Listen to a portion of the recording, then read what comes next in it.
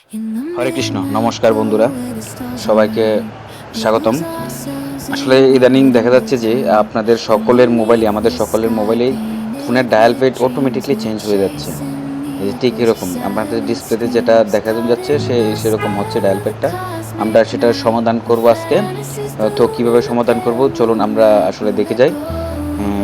আমরা একটু ডিসপ্লের মাধ্যমে আমরা দেখতে পারবো। আমি করে দেখাচ্ছি, আপনারা একটু ধৈর্য সহকারে ভিডিওগুলো দেখবেন। হ্যাঁ, ঠিক আছে। আর অবশ্যই শেষ পর্যন্ত ভিডিওটি দেখবেন, তা না হয় এটা সমস্যার সমাধান হবে না। হ্যাঁ, আমরা প্রথমেই চলে যাব আমাদের মোবাইল অপশন থেকে, অ্যাপসের অপশন থেকে সেটিং থেকে আমরা খুঁজে বের করব আমাদের অ্যাপস ম্যানেজমেন্ট একটা সিস্টেম আছে এই অ্যাপসের পরে যাব অ্যাপস ম্যানেজমেন্টে। অ্যাপস সবার উপরে অ্যাপস ম্যানেজমেন্ট থাকবে, এখান থেকে আমরা খুঁজে বের করব ফোন। দেখি আমরা নিচে যেতেই থাকবো, পিতে ফোন এই ফোনসের সেটিংয়ে গেলেই আমরা সব পেয়ে যাব, সবটা সলিউশন করতে পারবো। উপরে সার্চ করলেও পাবেন, যারা উপরে সার্চ করতে পারেন তারা পাবেন। যে আমি ফোনস পেয়ে গেছি, আমি ফোনসে গেলাম।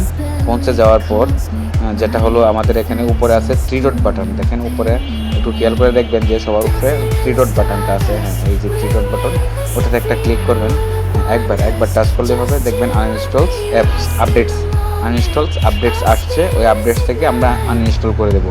জাস্ট ওয়েট, 2 সেকেন্ডের ব্যাপার। 2 সেকেন্ড পরে দেখবেন আপনার ফোন ঠিক হয়ে গেছে। Automatically dial pad, call log সবগুলো ঠিক হয়ে যাচ্ছে। এই দেখেন এখানে লোডিং আপডেট নেবে, লোডিং হিস্টোরি নেওয়ার পরেই আপনার ফোন ঠিক হয়ে যাচ্ছে। থ্যাংক ইউ বন্ধুরা, আপনারা সকলকে ধন্যবাদ ভিডিওটি দেখার জন্য। আমাদের পাশে থাকবেন। মোবাইল ফোনের কোনো সমস্যা হলে, এরকম সফটওয়্যার জনিত কোনো সমস্যা হলে আমাদের ভিডিওতে সবগুলো আপডেট আমাদের এই আইডিতে দেওয়া হয়। ঠিক আছে, ধন্যবাদ আপনাদের। নমস্কার, শুভ সন্ধ্যা।